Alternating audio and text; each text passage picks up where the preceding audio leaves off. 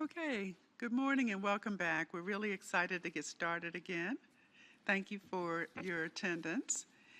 We're going to go now to a discussion of the guide model. Tanya Safer from CMS is going to be presenting. We're so excited that this guide model has launched. It's really here. It's live and well now. And so, Tanya, I'm going to turn it over to you.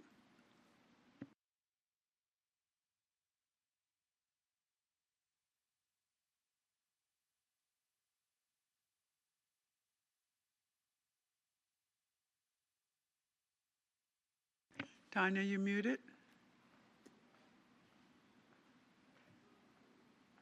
I was muted and I was saying thank you and a lot of other things on mute. I apologize for that. Thank you so much. I was saying we are very excited that it has launched as well and happy to share a deep dive about our participants with you all today. Can you see my slides all right? Just a thumbs up. Bruce, if you can give me a thumbs up, I can see you. We can, and thank you for sharing your slides. Thank you so much. I appreciate it. All right. So I'm happy to say that we have a total of 390 guide participants, and that they represent 22% of them serve in rural areas, 41% in low to medium income diverse communities, and 46 states have a guide participant site located within the state. However, those participants are serving beneficiaries in all 50 states. And so we asked applicants to actually self-report the data of planned service areas and the number of beneficiaries that they intend to serve over the 8 years of the model. And this is that high-level summary of the data. We're excited to say that we actually have more participants than we needed to be powered on our key objectives for the model, which, as a reminder to everybody, include improving people living with dementia's quality of life, reducing strain on their caregivers, and reducing long-term nursing home placement. We also plan to evaluate progress on additional quality and cost and healthcare utilization metrics. So very excited about these numbers. Tanya, can you speak just as a reminder? We can't hear you very well in the room, and we'll turn the volume up in the room as well. Sorry, Helen, did you ask me to be louder? Yes, thank you. Okay, great. I'm going to scoot a little closer to my mic.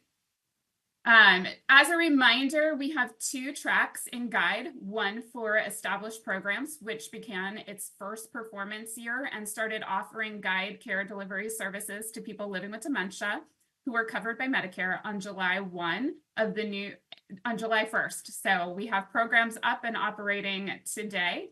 And we have the new program track, which will begin offering guide care delivery services next July 1 of 2025. And they have started what we're calling their pre-implementation period, where they will receive technical assistance and support from CMS throughout this year on help to try to help them establish best practices in getting up and running to meet the guide requirements. And as I mentioned, we have participants planning to offer services across state lines to cover all 50 states. And participants are still required to do an initial home visit for people living with dementia who have moderate or severe dementia. On this slide, you can see the different types of participants that are starting dementia care programs. And many of these participants are partnering with different organizations to form their dementia care program. So what's listed here is the data we collected from the application on the way that participants described themselves, but it doesn't necessarily reflect who they are partnering with in this particular data set. And many of them are partnering with all different types of organizations to include home health, to include adult day centers. And that's really to offer all the required care delivery services, including respite services. And we know many of these organizations are also partnering with community-based organizations. And this is a deeper dive breakdown on the planned service areas. Again, this is important to monitoring GUIDE's progress towards addressing gaps in health equity. So participants are able to update their service area zip codes throughout the model and are also required to submit an annual health equity plan that informs CMS on their plans to deliver the GUIDE care delivery services to underserved populations. But as you can see, we've got pretty impressive breakdown of different types of communities that GUIDE participants plan to serve. And on my last slide, and then I'm happy to take any questions that people have, is I just want to show here that participants in the new program track, which we designate as a safety net provider if they have a history of caring for populations who are low income, they qualified to receive a one-time $75,000 infrastructure payment to help with certain costs of establishing or strengthening their dementia care program to meet the requirements for participation in GUIDE. And so you can see here the breakdown of the 29 that will receive this infrastructure payment to support their programs and their outreach to underserved populations. That is actually my last slide. I think that might have been the quickest presentation on GUIDE I've ever given, so I'm happy to answer any questions.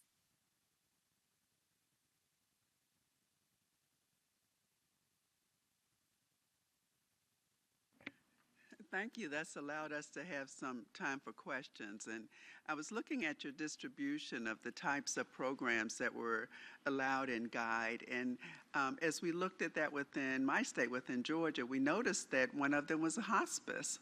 And we were not as clear how hospices were involved in the GUIDE program. Can you talk a little bit more about what that format or what that structure would be, or their patient population, or how that would what that would look like? Yeah, and it's a really great question, because as you may remember, GUIDE participants had to be Medicare Part B enrolled, and beneficiaries, so the people living with dementia covered by Medicare, were not eligible if they were enrolled in hospice. However, what we do know is that many hospice organizations have experience in delivering palliative care and supportive care to people with dementia before, or when they're not enrolled in hospice as well. And they have the ability to provide respite services and experience of providing respite services to caregivers. And so we believe, while hospice may be in the model and have different models of the way that they're going to serve this population, those areas of expertise, or I think one of the reasons we see hospice enrolled in this model, is really to provide that palliative care and that supportive care service that they're experienced in doing upstream of hospice enrollment. That's excellent. I think many people will be very excited to hear about that, especially because we have known many patients who were referred to hospice really for palliative care and would then graduate from it because they were still around after about a year or two. So it's going to be really interesting to see what that model looks like. So we do have the time to host additional questions. I'm first going to look around the room here and see if there's any questions in the room. Randy? That was fascinating. And if I understood correctly, 200,000 people are covered under the current GUIDE programs. Is that correct? So that's what we expect the programs to serve. So that was self-reported data on applicants' applications for GUIDE, on how many beneficiaries each program plans to serve over the course of the model. And so, adjusting for a few outliers, we had a number of 200,000 that they expect to serve over the course of the model. Now, it is voluntary alignment, so people living with dementia have to actively consent to enroll in the model. Some of our models you may be familiar with within the CMS Innovation Center are automatic attribution based on who's providing the care and how many times they've seen, particularly with primary care, how many times they have seen a person over the past several years, and then they automatically, based on Medicare data, get attributed to a program. So that happens a lot in our primary care models. Instead, this is an active voluntary enrollment on behalf of the person living with dementia and covered by Medicare. So in follow-up to that, that's fantastic that those large number of people have access to this model, which seems to be very beneficial. I wonder what proportion of the entire population that could benefit, what proportion do you think is that? Is it about half or maybe a tenth? And will there be future opportunities for people to continue to enroll and participate? Yeah, so I think as programs will be able to serve as many people living with dementia as they have the capacity to, and they'll be able to, people will be able to connect with those programs over the 8 years that the program is operating. We expect some programs will expand their service offering over that time, and so maybe the number will be higher. Maybe it's possible it could be a little lower depending on capacity, and I know you guys are going to talk about workforce issues too, but hopefully it'll be higher, or at least close to that 200,000. What percentage that makes up, maybe somebody smarter in math can do that really quick. I'd have to go back and look at the total number of Medicare beneficiary diagnosis of dementia, and I don't have that data point ready, but I think it's roughly a third of the Medicare population has a diagnosis of dementia. And I don't even want to guess at what millions that is at the moment because I don't have that data point in front of me. Hi there. I just have a general comment because I'm well aware that 50% of all Medicare beneficiaries are currently covered under managed care plans, and they are ineligible to participate in GUIDE. I'm just wondering if this shouldn't be a time to have a shout out to all those managed care plans to kind of follow along and see as the outcomes are, being presented, that they consider alignment with the various aspects of GUIDE so that larger populations, because I can well imagine that the general public, upon hearing about GUIDE, have gotten very, very excited about the prospect, and yet so many are very unaware that they will be completely ineligible for participation. So this is kind of a request of CMS that that this data, as it grows and develops, will be highly available to the general public through a variety of mechanisms. Absolutely, and I love that call out. This program was targeted for Medicare fee-for-service, people with Medicare fee-for-service. We do know that some plans offer through their supplemental benefits things like respite care, but not all, and caregiver support and some care management for people living with dementia, but not all. And we did get the message out that we were launching GUIDE, reminded Medicare Advantage plans of their ability to utilize supplemental benefits to support people living with dementia. And we do hope that many plans will align. We will be publishing evaluation reports on an annual basis that will track our progress. It may be a few years before we start seeing results on some of our key metrics, but we will be reporting annually, and agree with the shout out. Thank you. I'm checking to see if there are any hands on the phone. Ken? Yes, I'm curious about how GUIDE would measure the reduced burden on unpaid caregiver, which I believe is one of the expected outcomes. Is there a comparison with a group or a population that's not utilizing GUIDE within the CMS? As an example, as Helen said, like the Medicare C, those populations was not able to tap into the Medicare benefits of the GUIDE. What metrics do you use to, say, measure the reduced burden on those caregivers who's benefiting from this program? That's a great question. And so we are using, in the populations that will receive the intervention, the participant at the point of care will deliver a Zaret burden interview. So we have that data from that survey. We also, in our evaluation, will do a subset analysis and survey of people in the intervention, again, so that will be done by an independent evaluator and conducted by the independent evaluator, and people living with dementia that are not in Medicare fee-for-service but are not participating or aligned to a GUIDE dementia care program. And that is how we plan to do the comparison analysis to get that survey or to get that data point.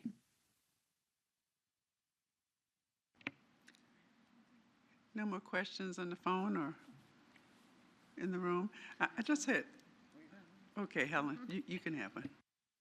Sorry, I was just thinking to follow up on Randy and Helen's points on MA. Tanya and others, if you hear about an MA plan that is currently providing these types of benefits because they could already, they do have the flexibility and the payment structure to do that, I think it would be great to share that information with this group, and we would love an opportunity to bring them here and to highlight the work that they are doing. So using this platform to share to spread the word about this type of model, and that they don't have to wait until GUIDE, demonstrates impact to be providing that care.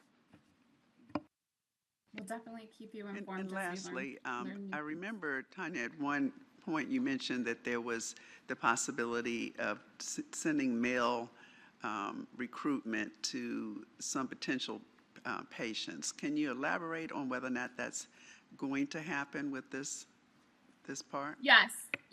One question.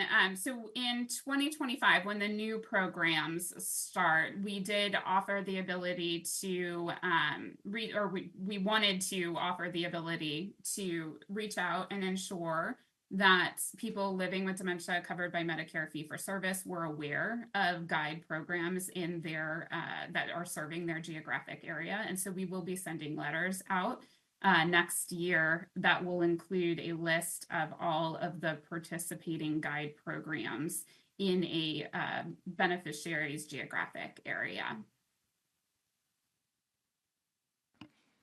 Thank you so much, Tanya. We are all waiting to find out what happens with GUIDE. I can tell you how excited everyone in the room is, and also in the community. So thank you for sharing that with us today. And please, if there's more information, share with this group. Absolutely. I'll keep you guys informed. Thank you guys for the questions and the interaction. I appreciate it. Take care. Thank you.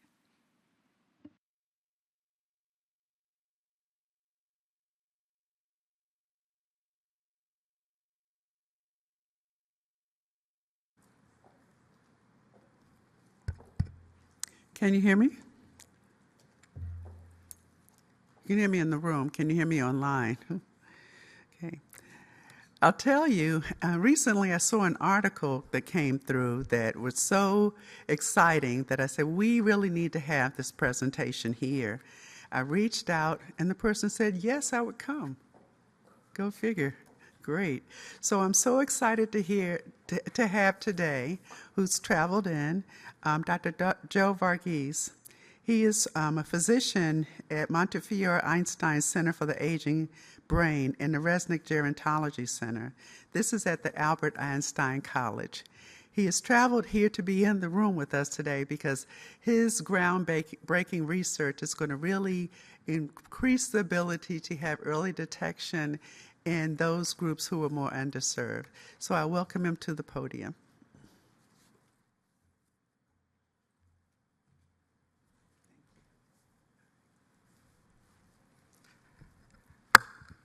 Good morning, everyone. Thank you, Dr. Mims, for that kind introduction and for inviting me to present today. I'm a neurologist. I'm a clinician who deals mostly with dementia patients. I do research in aging and dementia, and I've been working in the Bronx for the last 20-odd years. So I'm having a career change, so I'm actually moving institutions. So that's why you see 2 institutions up there. I'm going to be joining Stony Brook University as their chair of the Department of Neurology. And in many ways, I guess it's appropriate that I've been asked to talk because my project, as well as related projects, are the fruits of the NAPA. The Detect CID consortium was started under one of the RFA's release following an Alzheimer's summit to improve detection of older patients presenting with cognitive concerns in primary care. We are one of the sites. The other two sites are in San Francisco, UCSF, and Northwestern in Chicago. I've got to particularly thank NINDS and particularly Rod Curvo, who's been our scientific officer, who initiated these projects, as well as Rebecca Homer. And I would be remiss if I didn't thank NIA, Dr. Hodes, for supporting me for over 20 years. Thank you. So DetectCI, 5COG. So the goal, as I mentioned, is to improve care for patients who present with older patients who present with cognitive concerns. And this is driven by the silver tsunami that's coming on one side. But also, I think the dissemination work that we're doing has actually been very effective, because with more patients and families coming to clinics and to specialists like me asking, what can we do about my parent or myself when I have these cognitive concerns? If you had been at the Alzheimer Association meeting last week, you would have known that it's the best of time. Probably it's better times, but the best of times is yet to come. And sandwiched between these two is the primary care, where most of the action takes place. For over 20 years, I've been receiving referrals from primary care physicians to deal with their cognitively impaired patients. But I have to tell you, after starting this clinical trial, it's been a real education, because it's a different world out there in primary care, not one that I see as a specialist. Most dementia cases or patients with cognitive impairment present at primary care. In some surveys, it said up to 50 to 80% of dementia cases are missed in primary care. Now, you might think that that's because primary care physicians don't diagnose dementia that well. That might be one of the reasons, but there are other reasons, including the fact that on the average in the US, primary care physicians get to spend about 16 to 17 minutes with the patient. And in that 16 to 17 minutes, they have to deal with 6 medical issues. So today I come to them and I say, you have to diagnose Alzheimer's and dementia. And they say, sure. But tomorrow the cardiologist is coming and say, you can't miss hypertension. You can't miss angina. So it's equally important. We are the flavor of the day. And unless a patient actually comes with cognitive concerns, they don't get dealt with. There are many issues with the cognitive approaches that we have right now. Some of them are with the instruments. They're too long. You need a specialist to administer them. Anytime you ask a primary care physician to do something, given the time pressures, it's unlikely that it's going to be done in a wide enough scale. You need something that will take the primary care physician, at least in the front face, out of the equation. Healthcare systems are another barrier. We don't streamline flows to account for cognitive concerns in older patients. And the recent attempts, such as GUIDE, I think, are a step in the right direction. But for the most part, doing a cognitive screen in a primary care doesn't actually reimburse primary care physicians and doesn't incentivize them to do it. So what's a 5-cog paradigm? The 5-cog paradigm has 2 components. It's a 5-cog battery of cognitive tests, and there are a set of recommendations, what we call the 5-cog recommendations. Now, I'll say something heretical for a cognitive screen developer. This is not the best test ever, because that wasn't our goal. Our goal wasn't to get more diagnoses out there. We landed up doing it, but to improve dementia care. Having said that, I have to paraphrase Larry David and say, but the 5-cog is pretty good. In this setting, it has a sensitivity and specificity of the 70s. And you might say, what, 70s? Well, because most people are used to hearing sensitivity and specificities of in the 90s. But that's usually in cases where you have a population that has both normal people as well as abnormal. As you will see when I describe the study population, we are dealing with a population that's completely abnormal in the sense that every patient who entered the clinical trial had to have cognitive concerns to enter the clinical trial. So even the ones that we were diagnosing as screen negative also had cognitive concerns due to something. I mean, there had to be a reason for why they had to have a cognitive concern. So the 5-cog consists of 3 tests. The first test is a test called the Picture Memory Impairment Screen. Its genesis actually was in a research study supported by NIA that we did in India, where in the population we studied, there was a large proportion of people who were illiterate or had low education.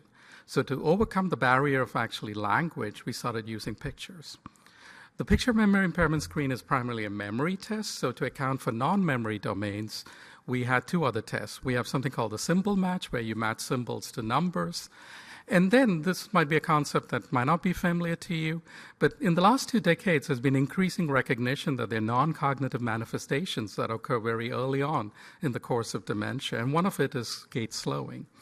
Gait starts slowing about 10 years before you get diagnosed with mild cognitive impairment. And so we capitalize on that to describe a syndrome called motoric cognitive risk syndrome, which is a combination of cognitive complaints and slow gait.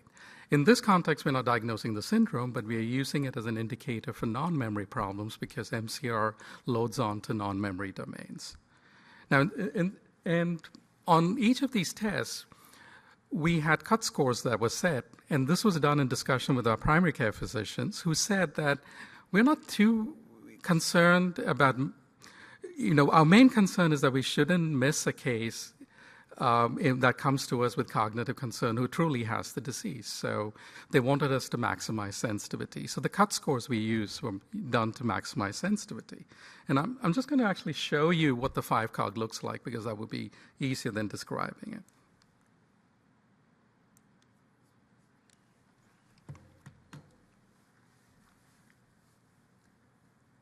Can we get the audio on this?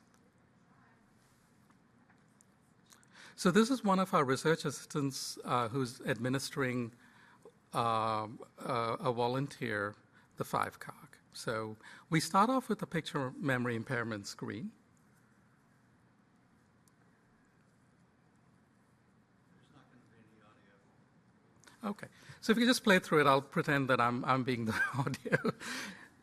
So what our research assistant does is, she's introducing herself. And we start off with the picture memory impairment screen, which is a set of 4 pictures that we get the patient to identify. These pictures have to be adapted to the local community, so those are Bronx pictures. We do similar tests in India, in Japan, and in each setting you have to have pictures that the local population can identify. So we get them to identify these pictures. And then we give them category cues. So for instance, you saw a pant there. So we ask them what's the item of clothing, and they're supposed to say pant. So this way we get both the item as well as the category cue, and this helps normal patients, but people who are cognitively impaired don't benefit from the cueing. And this is just a way of separating out patients who are normal from abnormal. Once they identify and they've given the cue, we take away the pictures because we don't want them to rehearse the pictures, and we give them the symbol match test. The idea is that we have to have intervening tests because the recall is done at least 2 minutes later. The symbol match test is you're matching symbols to numbers, or you do, and patients get a trial where they're asked to identify the symbol and tell us the corresponding number. They then do this test for 90 seconds, and we see how many symbols that they get correctly identified or matched to the number.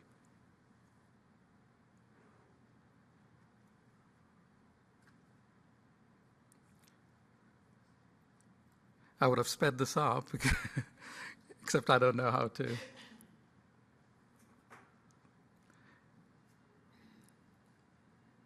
So that's the second test of the 5-cog. By the way, the name 5-cog is because it takes just 5 minutes to do. And it was meant to be a placeholder while I waited for somebody in our team to come up with a nicer, catchier name, but in the end, that's what we landed up with.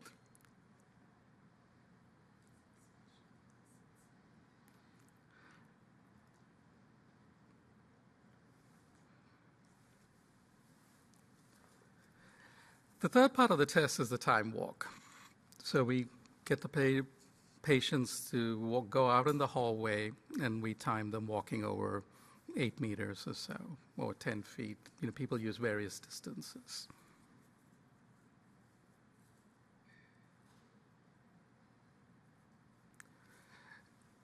In our current version, we have a 5-cog 2.0. We've actually taken away the requirement to walk and substituted with a questionnaire, because we found that this turned out to be a small barrier, in the sense you need to have a hallway. It needs to be quiet in an area where there aren't other patients. So we've substituted now with a questionnaire, so it becomes even more easier to administer.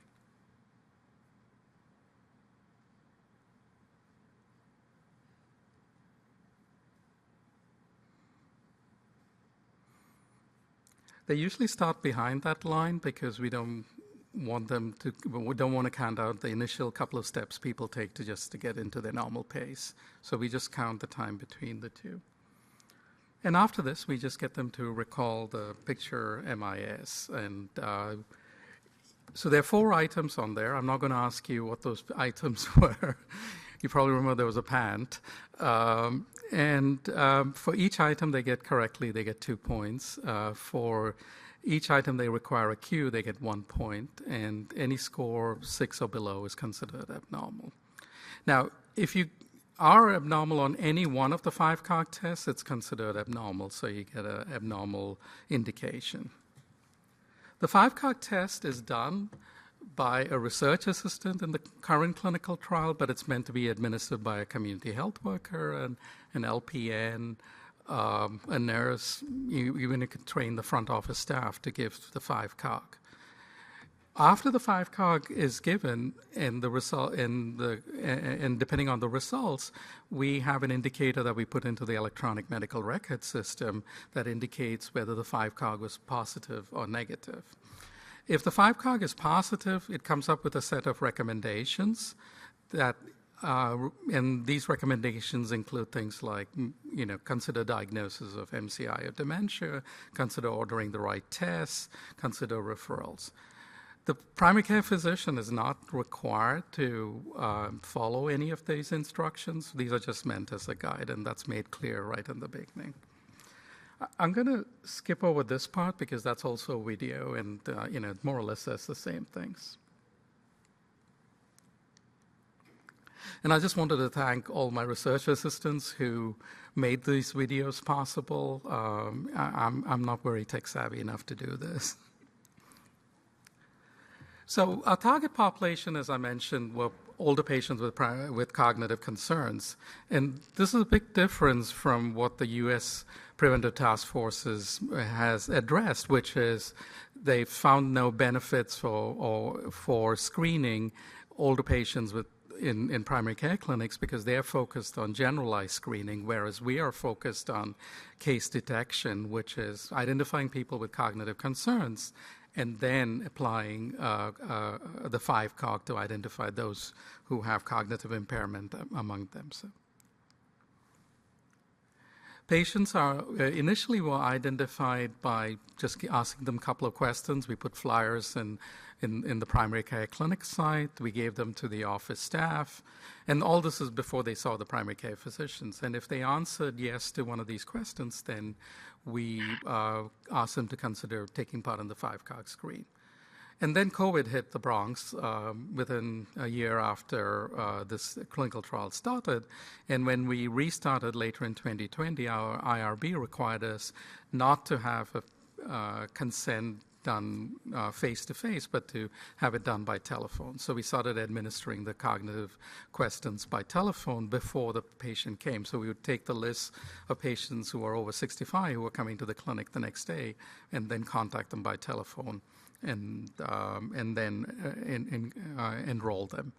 There was no other change in any of the other protocol.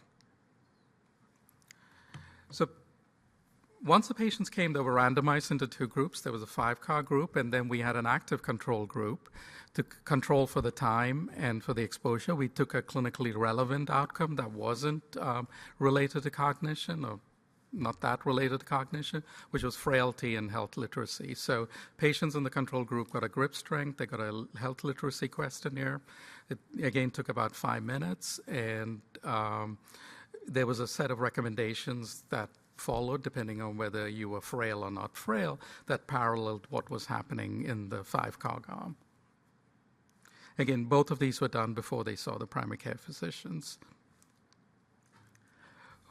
We landed up enrolling about 1,200 patients, half of whom went into the 5-cog arm, and half of them went into the control arm, and there was almost nearly complete follow-up in both arms. We're dealing with a population that was experiencing health disparities. So you'll see that most of the patients that we enrolled were women. Between people who identified themselves as African American or Hispanic, they were accounted for over 90% of our sample. 100% of patients or participants in this were from zip codes that were identified as health disadvantaged or with low SES. About 40% of patients were high school or less than high school level education. And about 40% of the testing was done in Spanish. So a very unique group in my experience who aren't usually targeted by clinical trials. Main outcome is what we call improved dementia care. And that was a composite outcome that was achieved by either getting new MCI or dementia diagnosis. If they had the right laboratory and imaging test. Now, in our electronic medical record system, you have to enter an indication for why you're ordering a CT scan or MRI or a blood test. We did not take it as an outcome if you, say, for instance, got a thyroid function test because you were hypothyroid and you were on thyroid replacement. We only took it if they had a cognitive indication like MCI or dementia or memory loss entered. And then we also looked at specialist referrals and new prescriptions for MCI and dementia. We limited it to 90 days because in our initial survey of the clinic, most actions took place in the first week. And hardly any actions took place after 60 days. So that's why we have a 90-day window in which we looked at outcomes. And as a secondary outcome, we looked at whether there was increased hospitalizations and emergency room visits due to any cause over the first 12 months. So here are the results.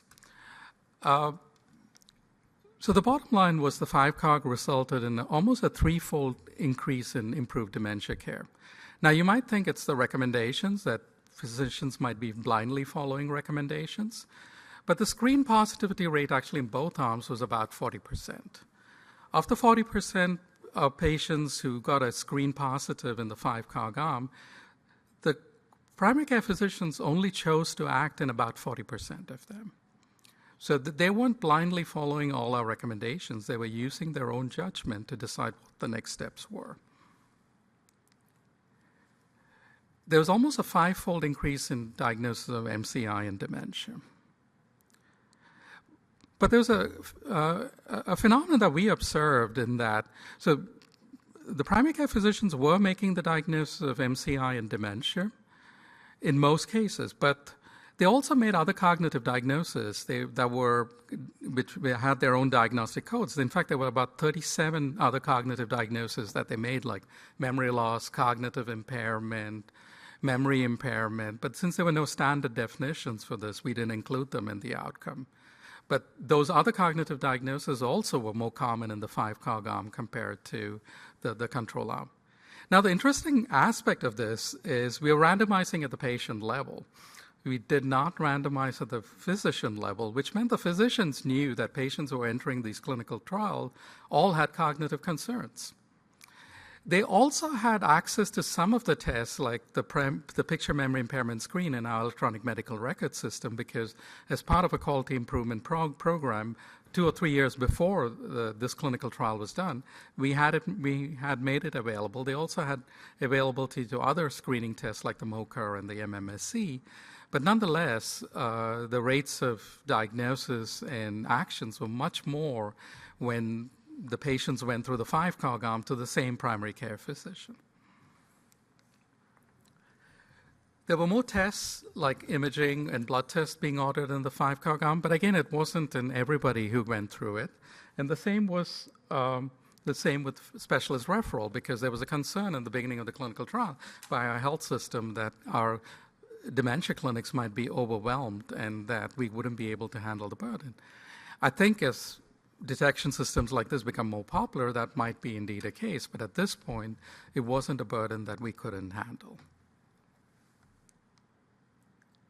The one outcome that really wasn't significantly different was new prescriptions, and I think this has a bearing when we have new therapeutics and diagnostics coming in.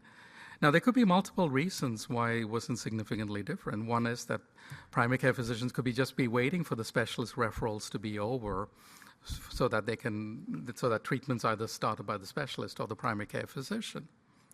Or they just could believe that current medications don't work. There could be a therapeutic nihilism that might be at play. And we are exploring some of these reasons much more in our current clinical trial that I'll talk about in a minute. There's no difference in the secondary outcome either.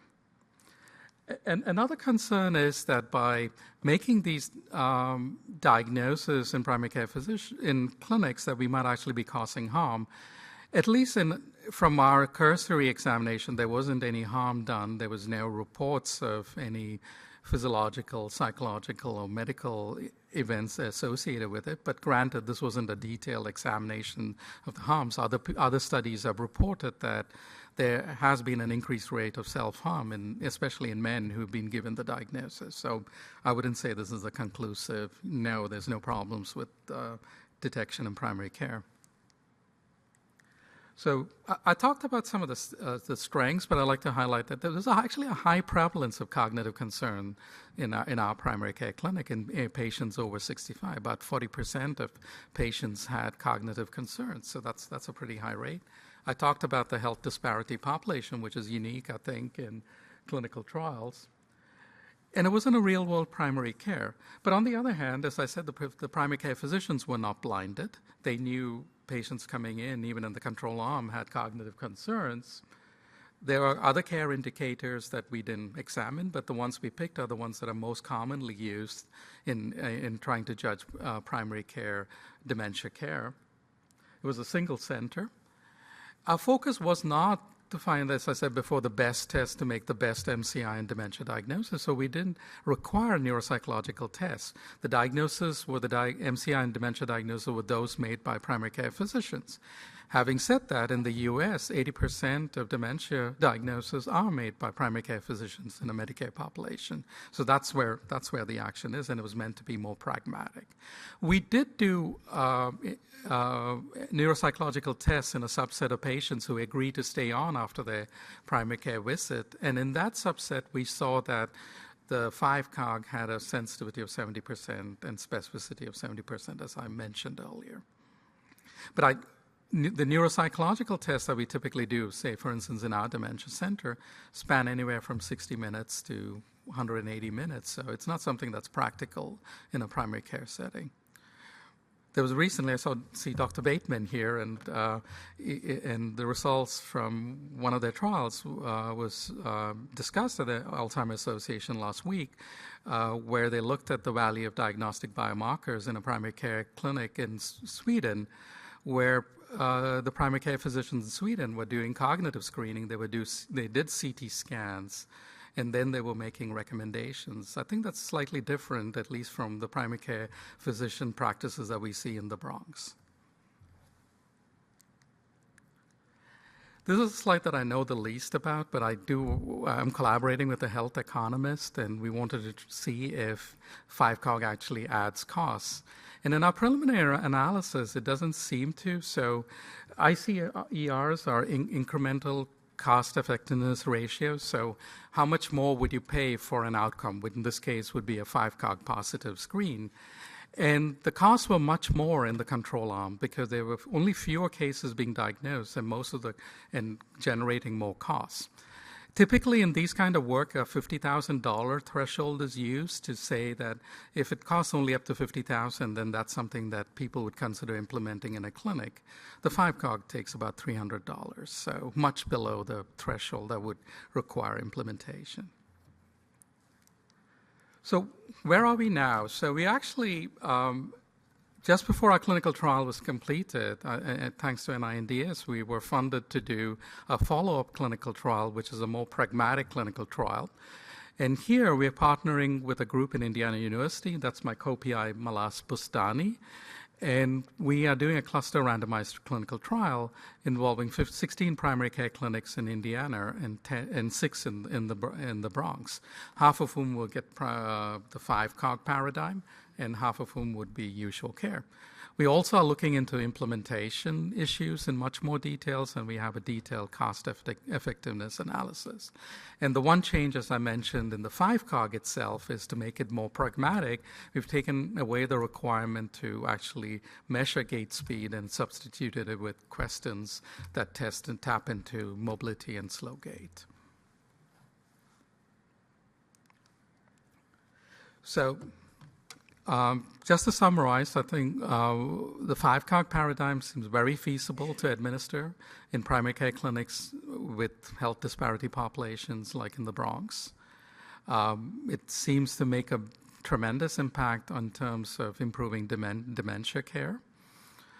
As I mentioned, we're already in phase 2 clinical trial, but hopefully we won't stop at a phase 2 5-cog. We're also thinking about a 5-cog 3.0 with management included. I think it's helpful to guide primary care physicians, but I think it would be very important to see if we provide them tools like brain health navigators or dementia nurses and pair that with therapeutics, whether the overall care would be improved.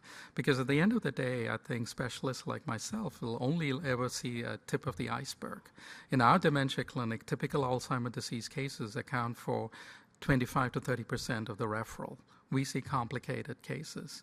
So most of the action is going to be in the primary care clinic, and we need to help them out as much as we can so that the overall dementia care in this country and worldwide is improved.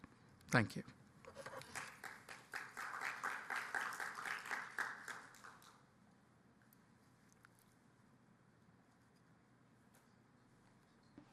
Okay, we have time for 2 questions. In the room first, go ahead, Randy and Arlene, and then we'll take any questions on the Zoom. Please raise your hand and we'll turn to you when we're done. Okay. That's really fantastic, and I think this is where the entire medical community is going to need to go in the era of diagnosing and treating people with Alzheimer's disease and other dementias.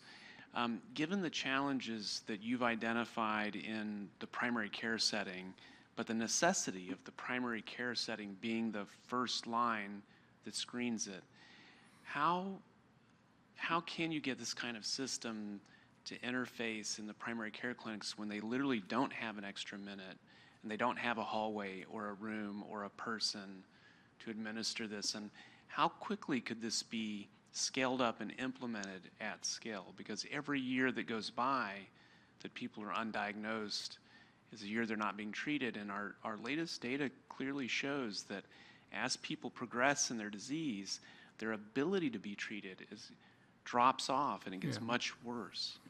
Yeah, I completely agree. So, I mean, there are different things I think you can do to make life easier in the primary care clinic setting.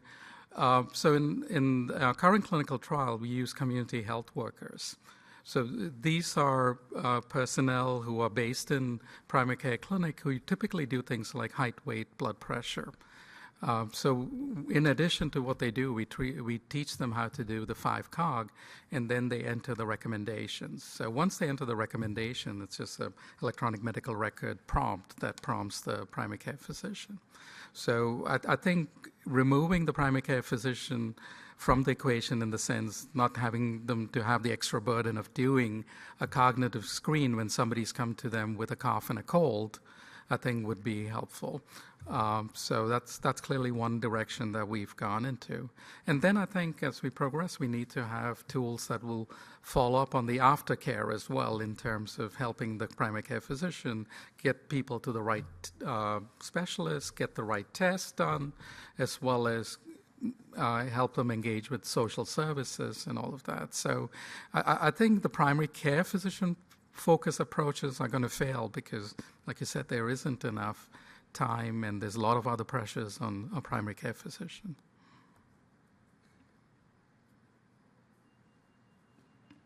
Arlene, can we skip you?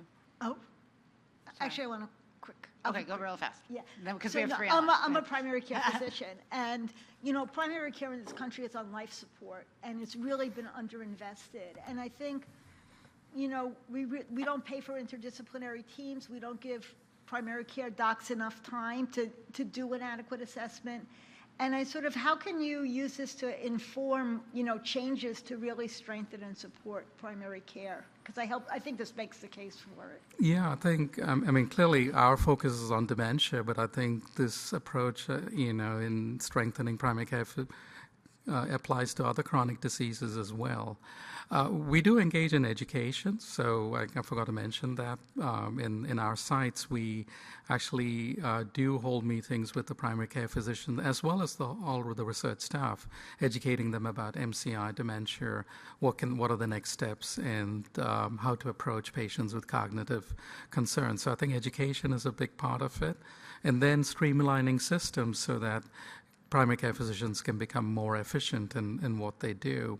There's still much more that we have to learn. So the findings regarding the underprescription of medications in cognitively impaired patients, that's something that's really interesting and might have a big impact, because you could imagine the same might apply to diagnostic biomarkers or the newer therapeutics that are coming out for Alzheimer's. Okay, real fast on the phone or on Zoom. Let's go with Brother John Richard. Yes, thank you. I found your discussion very interesting, and I'm wondering, in phase 2 or further on, are you going to do anything to bring the age requirement down with more younger people being diagnosed with young onset dementia? It seems to me that you're missing a huge swath of people if you start your limits at 65.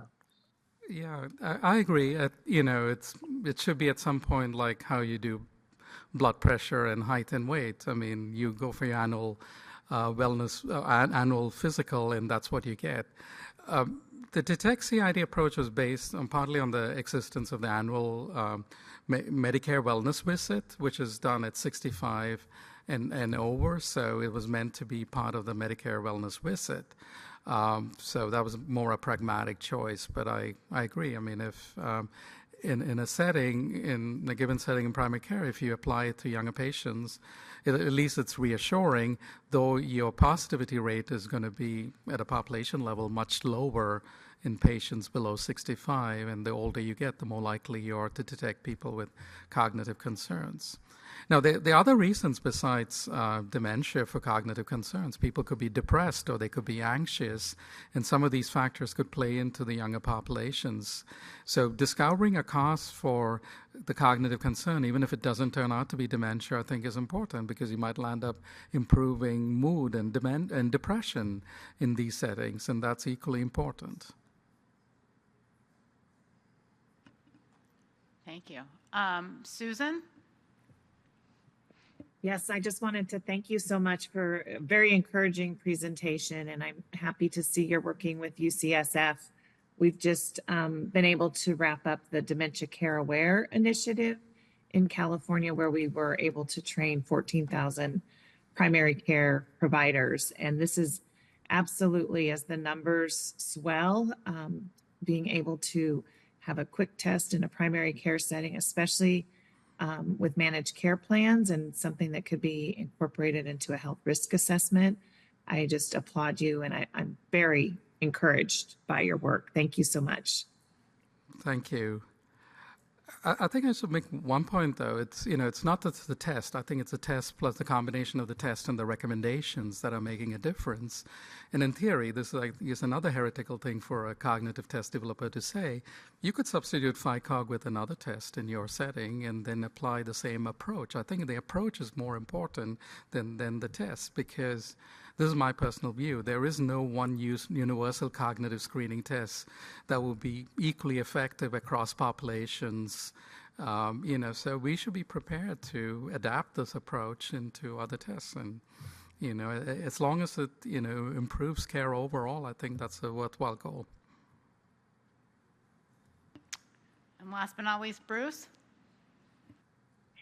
Thanks for this great work. Just a point of clarification. Do you see this approach, the 5COG specifically, falling into the area of brief cognitive assessments like the mini-cog or the 88, which then need follow-up for a diagnostic evaluation? Or do you see them more sort of on the more lengthy, still sort of brief assessments like the MOCA slums that have a little more comprehensive cognitive assessment? I'm trying to think about where this actually fits into kind of the workflow in a primary care setting. Right.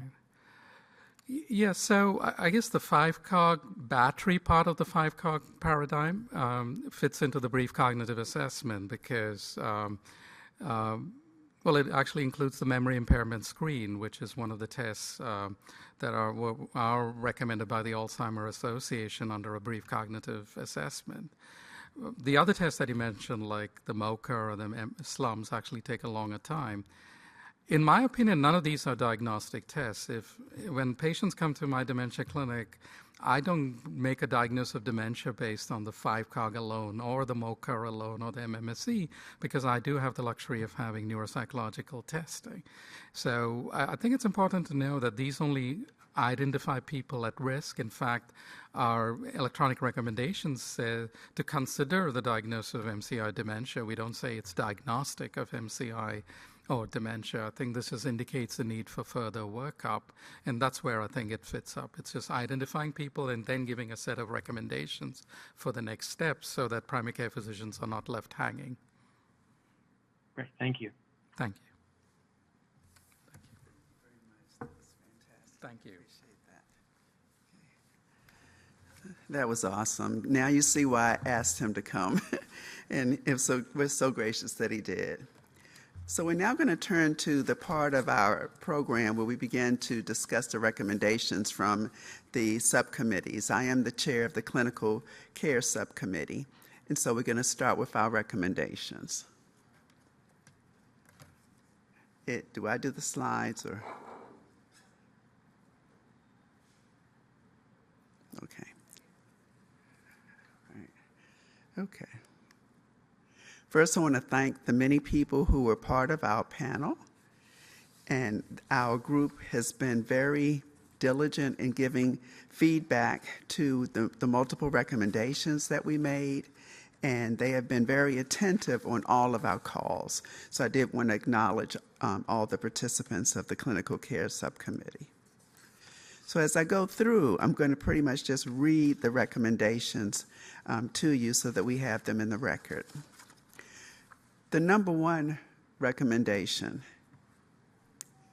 we really want to emphasize that there should be a reauthorization and budget appropriations for the next National Alzheimer's Disease Project Act, which we are calling NAPA.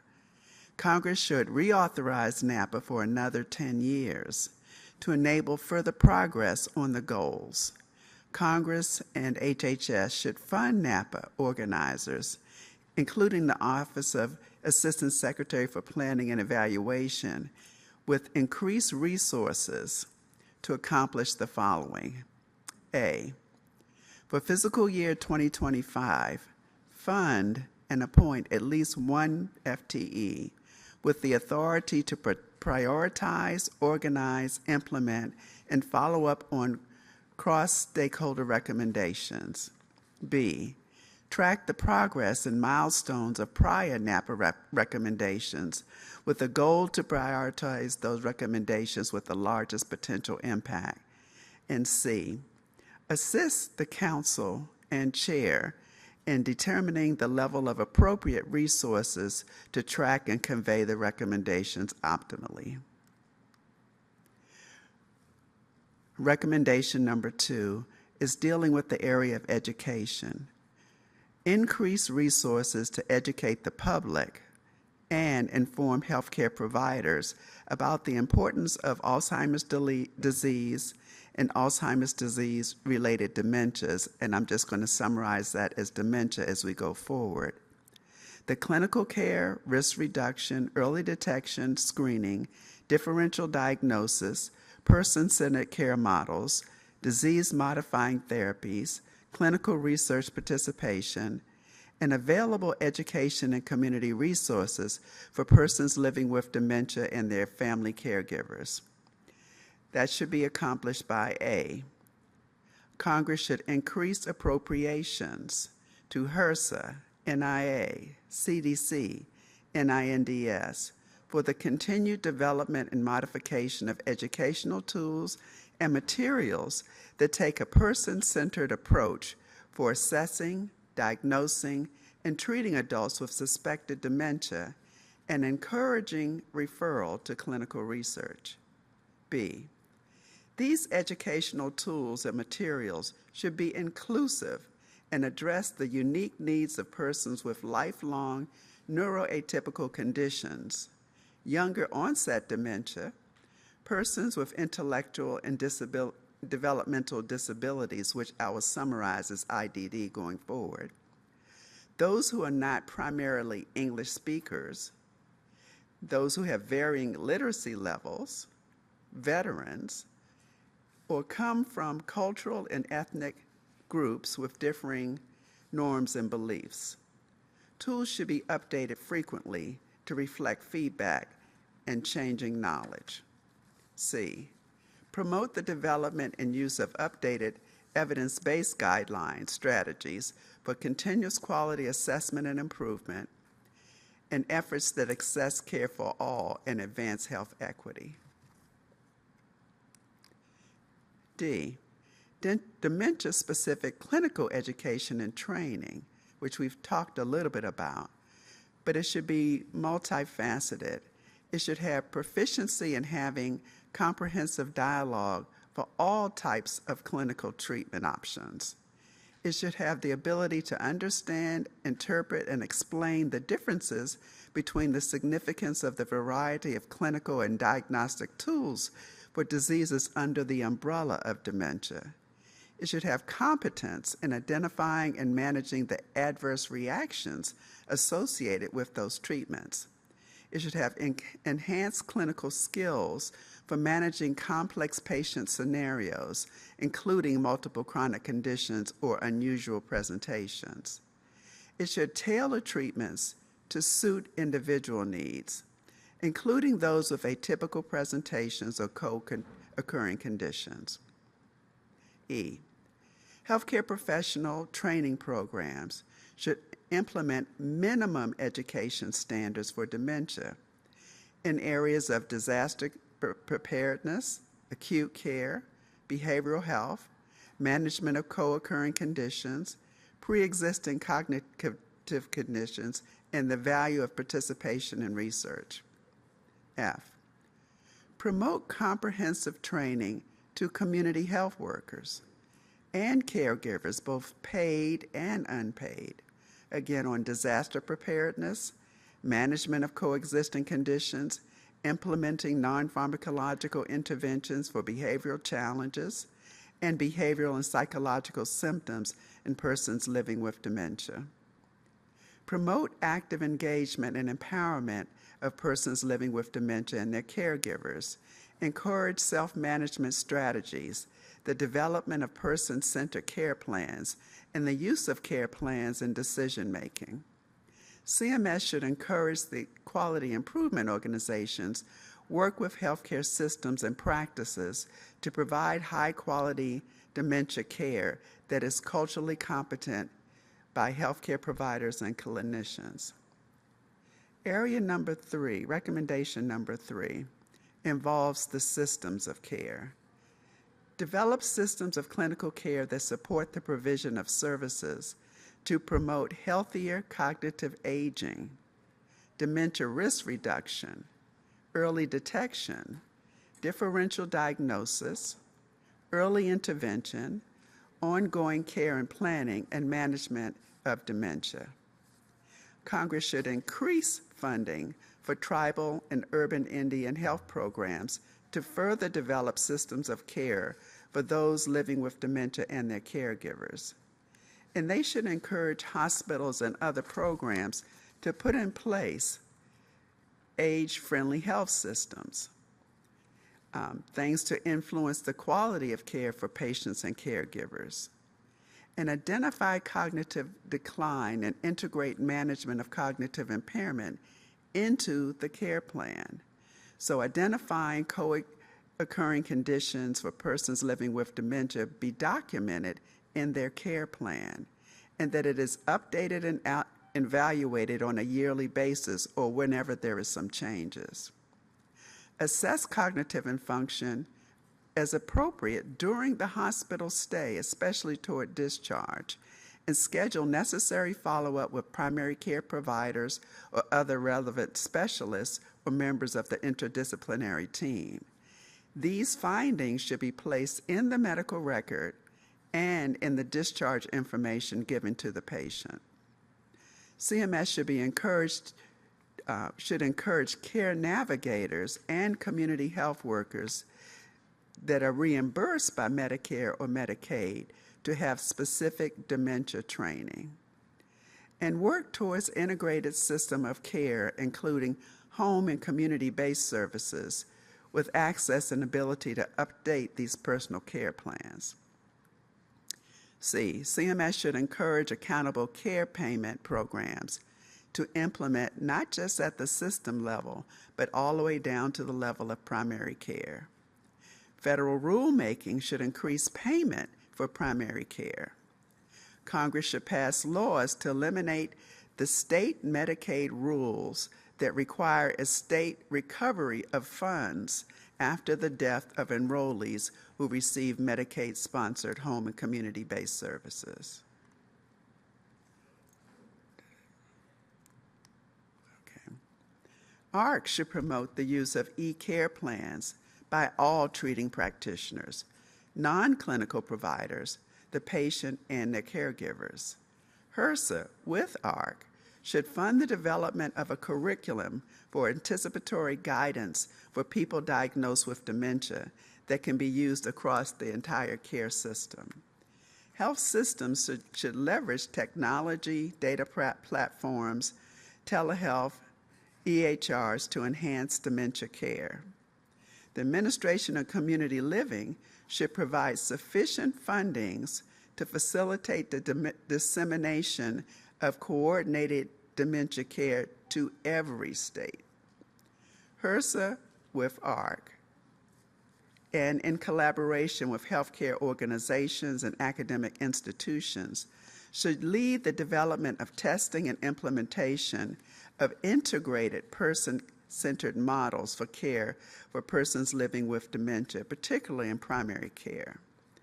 Congress should appropriate funding to foster connections between the healthcare systems and the community, with a particular focus on rural health, minority health, and patients who do not have English as a primary language. Congress should amend the Older Americans Act to support and mandate that state health departments maintain information on existing dementia diagnostic programs, community resources like community health workers, dementia navigators, case management, and social workers, all through the area's Agency on Aging as a referral source. Recommendation number 4 deals with the workforce. We need to implement solutions to address the geriatric and gerontology workforce crisis through training, continuing education, and recommending standards to better serve needs of people living with dementia. Congress should appropriate funds to HRSA and others to find out what are the best incentives to enhance people into the primary care workforce. Employers and others can get involved by doing things like tax incentives for supplies and equipment, food, transportation, direct connection to potential employers, job placement, child care assistance, professional development, low-cost health care, sign-on bonuses, education and training, costs for certification, paid sick leave, family leave, medical leave, retirement savings. So Congress should also increase HRSA funding for training of primary care professionals with loan repayment per year that is consistent with the average cost of school training per year. Congress should increase HRSA funding to specifically educate and train dementia care navigators and interdisciplinary teams in home and community-based resources. HRSA should increase the number of slots that cover healthcare school tuition for people who care for adults with dementia. And Congress should provide pathways for immigrants who commit to work within the clinical dementia care systems, particularly those who work in areas of the country devoid of workforce resources or cultural, ethnic, diverse communities with which they identify. Recommendation number 5 really deals with the clinical care team and having involvement of the persons living with dementia and their unpaid caregivers becoming a part of that team. We want to promote their involvement in those activities with the healthcare providers at the level of hospitals, health plans, health systems, federally qualified health centers, and all. We should identify who they are and document that into their medical record. We should design care plans with the person living with dementia. We should assist the person living with dementia and their unpaid caregiver in finding resources. And we should assess the needs of the unpaid caregivers by providing them access to training and symptom management. And our last recommendation is recommendation number 6, which deals with young onset. We need to eliminate the barriers to the receipt of payment for clinical services and long-term services and supports for adults living with dementia who are under the age of 65. Congress should appropriate funding to address the barriers in clinical care and community-based services for younger individuals living with dementia or mild cognitive impairment. We recommend that Congress amend the Older Adults Act to extend services to all persons diagnosed with dementia, regardless of age, and increase the funding to support those added populations. We recommend eliminating the 2-year waiting period for Medicare for young onset dementia or mild cognitive impairment who qualify for SSDI. We recommend that measures to improve the quality of care be instituted so that we can determine how many people are living with dementia under age 65 and that they are getting equal quality of care. So raise awareness and promote early detection, increase risk reduction strategies, and support caregivers of those with Down syndrome or IDD at risk for dementia. Federal and non-federal entities should partner in the coordination of public and private education to increase that awareness. State developmental disability agencies, area agencies on aging, and other programs should promote this early detection in dementia for individuals with Down syndrome and IDD to ensure that they have the appropriate resources.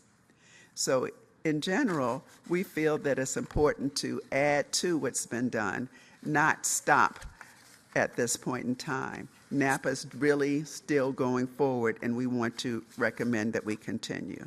So I'll stop there so that we can have time for lunch. Thank you.